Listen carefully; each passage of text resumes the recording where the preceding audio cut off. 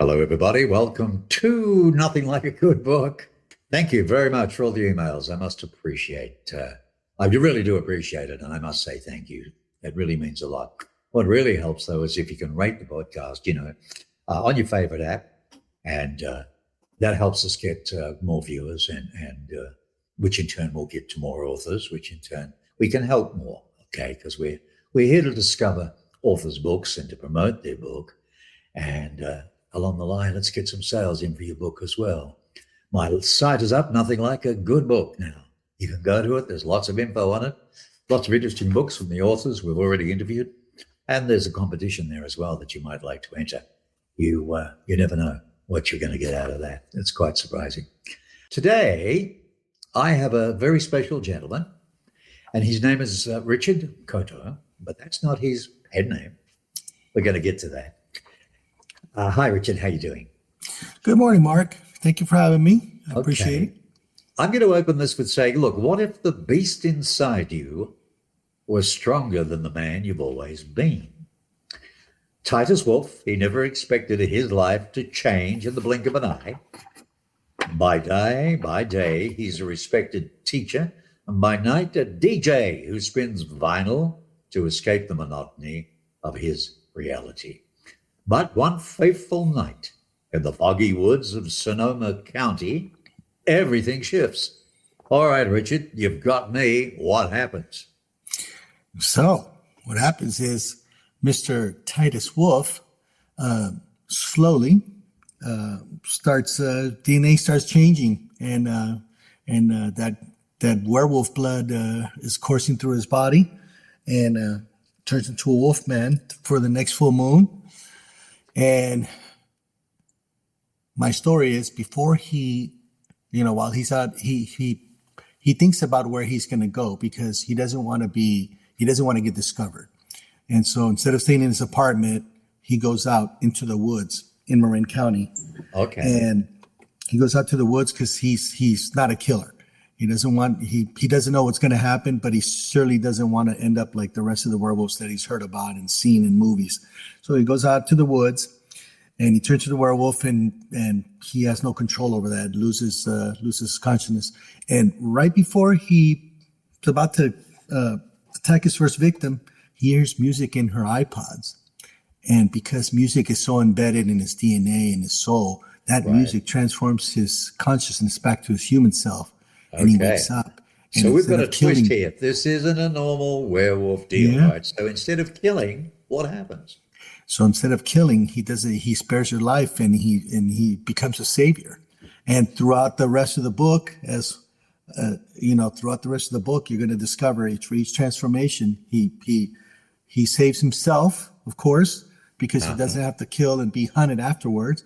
And instead of that, he saves people, even those who are after him.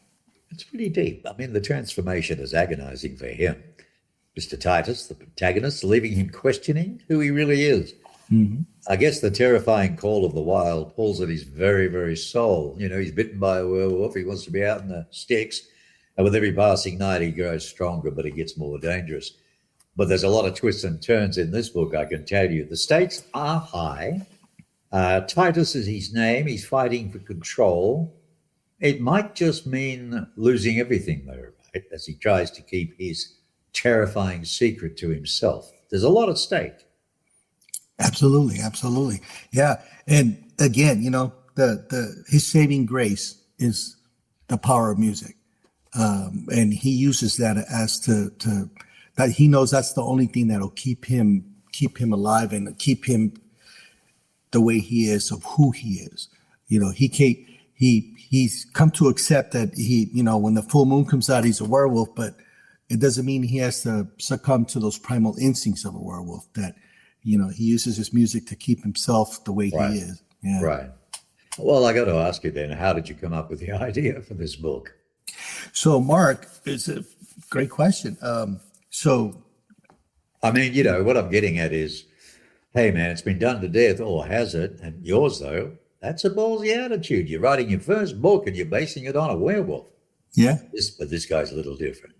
Yeah. No, what it is, so I have this memory of hanging out with a friend back in Super Bowl Sunday in 1998, and on the way home, I had to drive through this country road, and it was low cloud cover, somewhat foggy, very eerie, very eerie. I looked out at the rolling hills. It reminded me of the Moors in a movie called An American Werewolf in London. Great movie, right? An American Werewolf in London. Yes, that was a hit. Yeah, that was quite a good show. It's my favorite werewolf movie. So it reminded me of the beginning of the movie where they're walking through the moors, right? And then as I'm driving, I'm like, home, I'm like, man, this would be a great place to get ambushed by a werewolf. So that memory stick with me until December of 2024. I was hanging out with some friends on a Friday night, and we're talking about old friends, and it reminded me of that memory. Right. And then after my friends and I, we all split up and went home. I'm driving home that Friday night, and I'm like, that thought stayed with me. I'm like, what if a werewolf did come out? It's like, I have a great imagination, right? This comes from reading so many books since I was a kid, and I love sci-fi and fantasy and all that. So that thought stayed with me, and I'm like, it would linger on in my brain. And so I'm like, over time, after the next several weeks, I'm like, I got to do something with this. And I'm like, I don't know, I'm gonna create a werewolf story, but it's like, I got to find a gimmick. I got to find something that'll work. I don't want to create another werewolf story that has him becoming a vicious killer and then being hunted and then being killed. Same old, because see, authors watch this, potential writers watch this show, and they're listening to you now. They're getting clues to say, well, I could do that. Why should I be worried this way when I can go that way? What about the name for your protagonist? Why the title, The Dancing Wolfman? So the thing is, as I kept thinking of how to a gimmick for this, my son was taking a music class, and his best friend's a trombone player. So my son wanted to try a trombone. So he brings the trombone home, and he leans the case against the wall. And as I'm thinking about what to do with my story, I kept looking at the trombone case, and I'm like, bingo, music, right? And I love music. I love all kinds of music. So my guy has to love all kinds of music.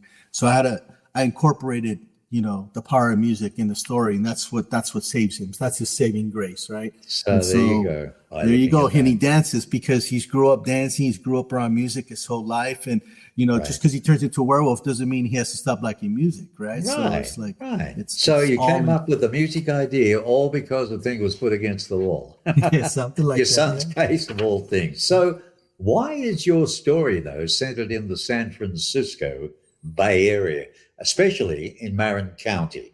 Marin County. How come? Well, I grew up in the Bay Area. I've been here since 1971, and a lot of the werewolf stories, the famous werewolf movies and stories, are centered in England. But I don't know England. I've never been there, and I didn't want to write something of what I don't know. I wanted to write something I know, and I also drove limousine for about 6 years. A lot of wine tours up in Sonoma and Napa County, and I would drive by there a lot, and I'd see all the rolling hills in Marin County, and I love Marin County. I love where I live too, but I wanted to center outside of where I live, and so San Rafael to me, I love going to San Rafael and that whole area up there. Again, a lot of rolling hills, a lot of steep hills, and it's beautiful up there. So I'm like, hey, why not? I gotta center it somewhere. Why not there? And then hence, that's why in my book cover that you're showing right now, I put the Golden Gate Bridge on there to let people know, hey, there's a werewolf in the Bay Area. Let's get to know him. I noticed that. It's quite unique. A werewolf on his knees. There's music coming out, hell of a full moon. And of course the Bay. But now, ladies and gentlemen, who's Rick London? So I am a dedicated husband and father. I have a 16-year-old son. Again, he's my trombone playing son. I live in Pacifica, California. And I'm an avid reader. I love reading. I love hard-boiled detectives, spy thrillers, and I love fantasy. And there you go. There's nothing like a good book, is there? Right? Yeah. But this is obviously your pen name. Mm-hmm. So Rick London comes from. I had to find a catchy name, Mark. So Rick is a nickname of Richard. Or Ricardo, my real name Ricardo. Richard's just in English, and so I had to come up with a nickname, with a catchy pen name. And at first, I'm like Richard Madrid, right? I'm like, that's not too catchy. I don't think so. And then I thought of the story, how I came up with music, right? And how I came up with the werewolf story that, England made them famous. And so I'm like, okay, hey, England, that's where the werewolf became famous. London's the capital of England. So it's my homage to England where the werewolf story became famous. So Rick London, there you go. My respects to England there. Tip of the hat, top of the morning. Well, that's how it came about. So it is a paranormal romance, really. This poor guy, Titus, he struggles to hold on to his humanity as he navigates the brutal reality of his new existence. He's caught in a shape-shifting story. More of that every day today, where every moment, in a battle. He's in a battle every day with the beast inside of him. I mean, readers, put yourself in that situation and it happened to you. How on earth would you get on, Yeah. It's I know, scary. huh? It's a scary proposition. Absolutely. I wouldn't know how to survive. It's like because once you become that animal, that's it. You're done. And there's no way of getting out of it. It's like no. being And bitten again, by a vampire, right? That's it for the rest of your 1,000 years. You know what I mean? yeah, exactly. Okay. So the people around him, though, they must notice him change a little bit. No, I left it where I put in my book only the people that he encounters, and he saves and he befriends. Those are the only people that know his secret. I left it at that because I didn't want yet to the world discover this power that's been given to him. In werewolf movies and stories, passes like the curse of the werewolf. As later on he finds out he's not cursed. It's a blessing. Yeah. And so he has to use that power for something else other than than killing. Yeah. Now, every good story has a bird come into it, a love match. Her name is Nicole. Okay, you chose Nicole. Why did you include such a deep romance between Titus and Nicole? Oh, you gotta have your love interest in the book. I've been married 16 years. My life would be bland without my wife. I wouldn't be the man that I am without my wife. So there you go, man. Hey, it's like every successful author, there's a good wife. Oh, absolutely. So it's like I gotta honor my wife. I'd have to put Nicole. Nicole he has to have somebody to live for aside from himself, right?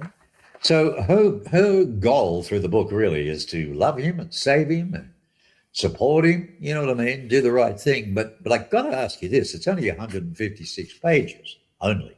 But why such a short book? Well, I wanted to get, I have, it's in two parts, but I'm going to continue after that too. I wanted to get something out first as I kept working on it. And then when I got to that point, I'm like, you know what? I want to introduce the world to Titus and to what happens to him.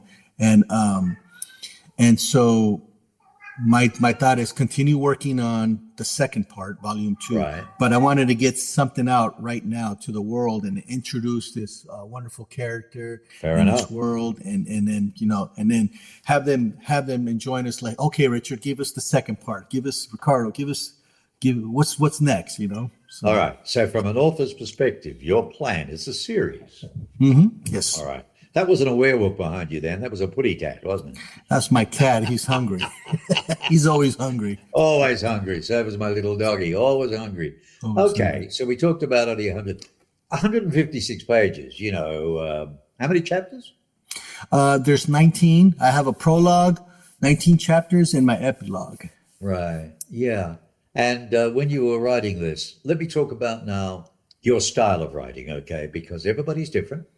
And I hear all different sorts of things because the show is also for up-and-coming authors, and I want them to take something away from it if they can. Is there a special way you learn to write with this? Or do you just sit down on a pause out, or do you go and do a little bit and come back again? How did you attack it? No, what I did is I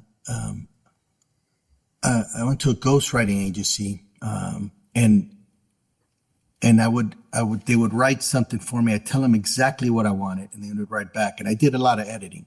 But each time I got another chapter, I read it from the beginning, and then I would include the chapter. And I did that throughout each chapter to make sure the story still flowed.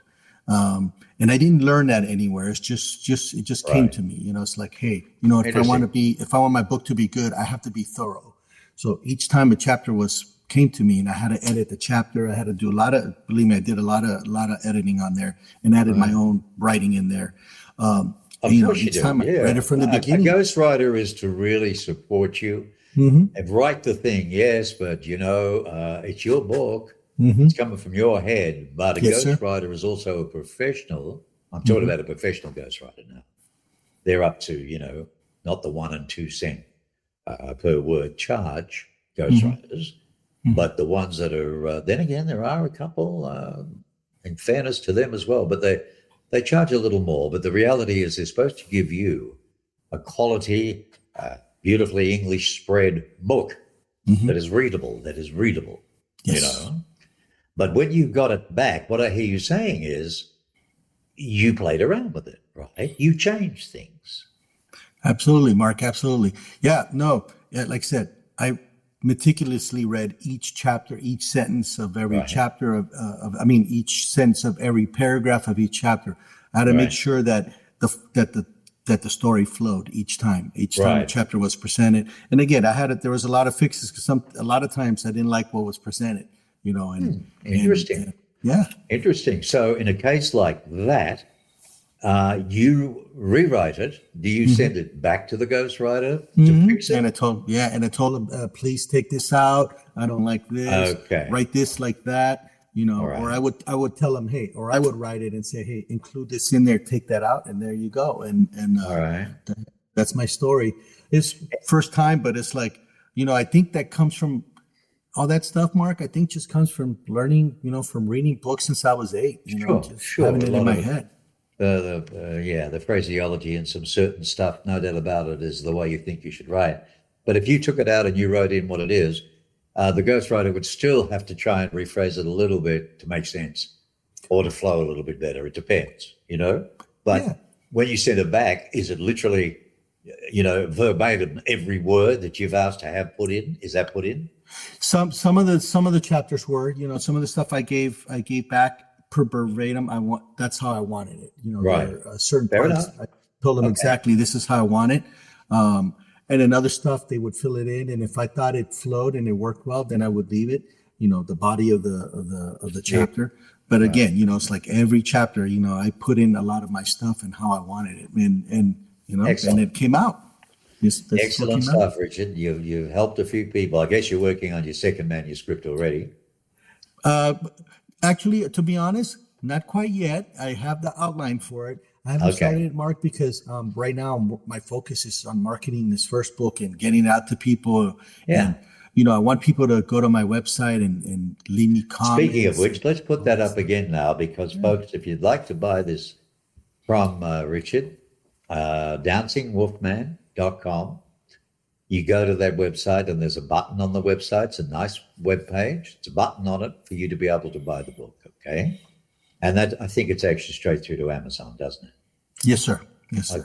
Okay. So it's not that expensive. What would it be? About So, $9. So I got the ebook on Kindle. You could get it for $5.99. My Okay. paperback is $16.99, and my Okay. hardcover is $21.99. Oh, hardcover. So you're doing that as well. Mm-hmm. So it's all right. The time I've got left, I want to talk about what other plans maybe that you have with this story and character. Perhaps a graphic novel series might be interesting. Videos, maybe making a movie, a screenplay and a movie of it. If you're going to do a series, that could be good. Absolutely. And we can make it right here for you in Tucson, Arizona, with the backyard of Hollywood, maybe. Absolutely. We've got everybody here, tons of writers, producers, directors, the whole bit. Yeah. As a coming-of-age supernatural tale, The Dancing Wolfman is more than just a werewolf story. There's no doubt about that. It's a mystery thriller where werewolves, the fantasy horror werewolf, lurking in the shadows of our hearts. And the fight to reconcile the person we want to be with the monster that we fear we might become. Hey, this relates to a lot of areas, doesn't it? My book's a metaphor. I feel it's a metaphor. is. We Very all have much so. we all have a monster inside of us, and if we don't take care of it, the bad side's going to come out. I've had my bad moments, and so, it's funny, as I wrote it, I didn't think about that. But when the book came out, it's like, it's just one big metaphor. It's like, what do we use to keep our conscience and our morals intact, So, there you go. So you write the book, you maybe do a series, you see how book one goes, and then maybe number two, number three. And if it really takes off, if people are telling you, basically, readers, yes, I want more. Maybe this Titus gets into all sorts of, terrific stories that as a werewolf only he could solve, maybe, or something like that. But, it's credit to you, Richard London. It's your first book. And I'm putting on the site, on my site, Mark Bishop Media, where all the authors go as well with their bio and a headshot and all of that. It's also going on my new site, Nothing Like a Good Book. So the interview will be up on there, and people can also have the connection to go through from there as well. So that's really good. Is there anything that you'd like to share with up-and-coming authors? Anything that you remember going through this routine that you can pass on, do you think? Yeah, you know what? I'm 61, Mark, and my wife tells me, "Hey, you're a late bloomer." It's like, you know what? If you have an idea, no matter what age you are, if you have an idea and you feel that it's worthy of sharing it with the world, totally it doesn't agree. matter what age you are. Age is only, work on it. Don't give up on your dream. It's like I didn't think I was going to come up ever be an author, but this idea Right. came to me, like I shared, and it's stuck in my brain, and I'm like, it wouldn't go away. So the universe was telling me something, it's like, hey, Richard, here's an opportunity. Do something with it. Right. You know what? Come up with something, work hard at it, get it together, put it together where you can share it either in a book. And yeah, I do have plans to get a graphic novel. I think werewolves are great for the graphic novels, right? Because all the action scenes, the faces, the body, everything, it would be awesome, right? And and I think my Blood story dripping is down worthy from for the a big movie. teeth. Yeah, and the teeth, right? And I have that in my book. I have a great scene in there that it's perfect for a graphic novel. So yeah, I think my story is worthy for all different vessels of. Well, you never know. I mean, nothing. I have a sign up in my studio here says you never know what you can do until you try. Exactly. What the heck? But yeah, we do that. I have a company where I try to give work locally. We've got terrific writers and directors and producers, but they've got to go to LA all the time to get work. Mhm. And it's a bit hard. So we do a lot of short movies, and but when somebody has a budget, not like a Hollywood budget, I'm telling you, even $1 million would be lucky to get you the food. But I'm talking about a realistic budget, and people ring me up, talk to me about that. And, you'd be surprised what you can make and what you can do. And that would be wonderful. You've got it for the rest of your life. But, is it always about the Wolfman? Do you think there's something else in you? Is there a romantic novel in you? Is there a detective novel in you, maybe? I certainly don't. I certainly don't rule that out. If an idea comes to me and I feel compelled to come up with a story, certainly. It's like I think again, from all the reading I've done throughout my life, it's like the stuff that I love. Sure, I could come up with something. And I love romance, right? You do? There you go. I'm married. Well, it's the number one seller. As I far love as my Kindle's wife. concerned, Yeah, I threw romance in there because I just, the wolf needs love too. Yeah, everybody. You need that scenario between two people. A nice female addition to it. Otherwise, it's be pretty boring, I should imagine. And okay, so what's the next plan? The book. Are you going to go around the country signing? Well, slowly, Mark. I got my book's going to be at the London Book Fair next month in March, and hopefully, the London Book Fair. Find my book, because again, I gave them thanks for with the name, gave them thanks for making it famous. Yeah. Well, I'm gonna be at the LA Book Fair, the LA Times Book Fair in April right. 18th and 19th. It's the biggest book fair in the country, what I was told. Over 150,000 participants. Whoa, 18th and 19th of April? Yeah, I'm gonna be In there. And LA. I'm Do you gonna know go in where? person. Do you know what facility or where at It's all? at the USC campus, from what I'm Oh, told. okay. At the Yeah, campus. it's a big affair. The whole USC campus, or a big part of it, I believe it takes up like 4 city blocks. Yeah, so it's huge, and a Oh, lot of that's an authors, understatement. publishers, people who Yeah, love yeah, the whole stories. bit, the whole industry. I might even, if it's not too expensive, I'll try and get into it myself. Yeah, You maybe never I'll see know. you there. It'd be great to see you Yeah, I'm there. trying to launch nothing like a good book. So there we go. There you go. And add to that, I've got, I'm doing an extra little thing, but I'll tell you about that, write it to you.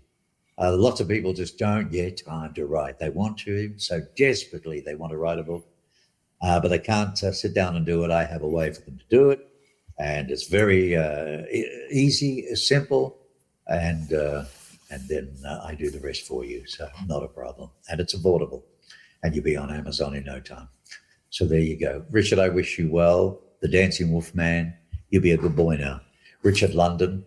And although you're not going to London, the book's going to be presented in London at the book fair, right there, standing out in front. And maybe it'll catch them. Maybe the name London might just say, what's that one about? Let me check it out. Yeah, and Mark, it's been a pleasure. Thank you so much for having me. Oh, it's been a pleasure having you. I love helping brand new authors, get underway. And, you come back when it's number 2 and number 3. Okay. Absolutely. I'd be honored. It's an honor to write a book and to share something you love with the world, right? It's an honor. So My word indeed. So, all right. Thank you, Richard. I appreciate that. I'm going to take that away and I'm going to come back to me. Stay with me, my friend. So she downloads, don't leave.